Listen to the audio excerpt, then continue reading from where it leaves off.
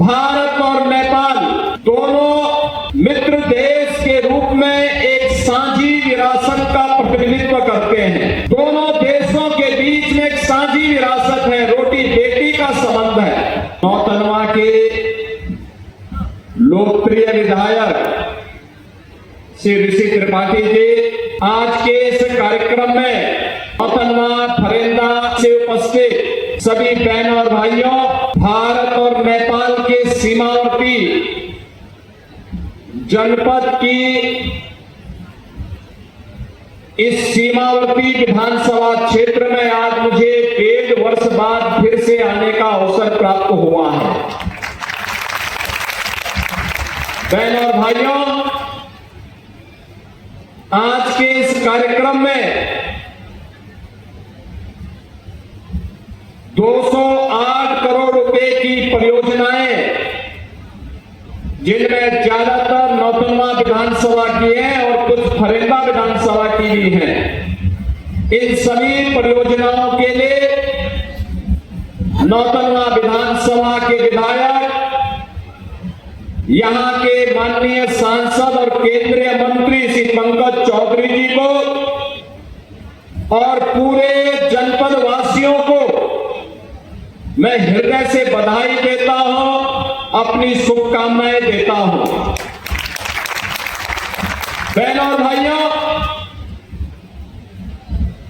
भारत और नेपाल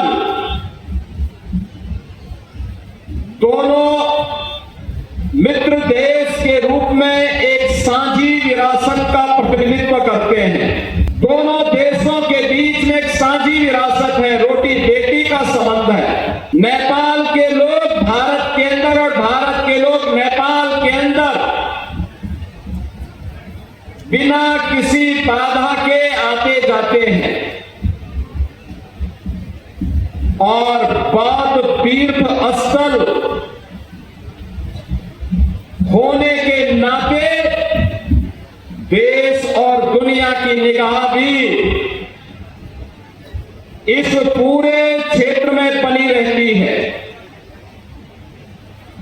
उन स्थितियों में बौद्ध परिपथ का हिस्सा होने के कारण दो देशों के सीमावर्ती क्षेत्र का हिस्सा होने के नाते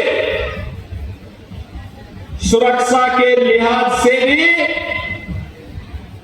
और भारत के नागरिकों को, महाराजगंज जनपद के नागरिकों को, नौतनवा और फरेंदा के नागरिकों को कहीं भी विकास के पैमाने पे अपने आप को, कहीं भी उनको अपने को पिछड़ा महसूस होने की नौबत ना ले पाए।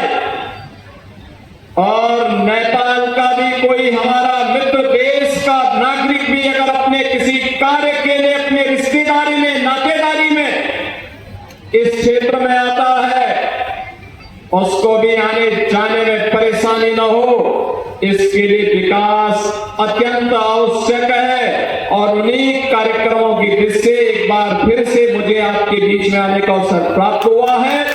मैं इसके लिए ऋषि त्रिपाठी जी को, भारतीय जनता पार्टी के सभी कार्यकर्ताओं को हृदय से बधाई देता हूं और उनको धन्यवाद भी देता हूं।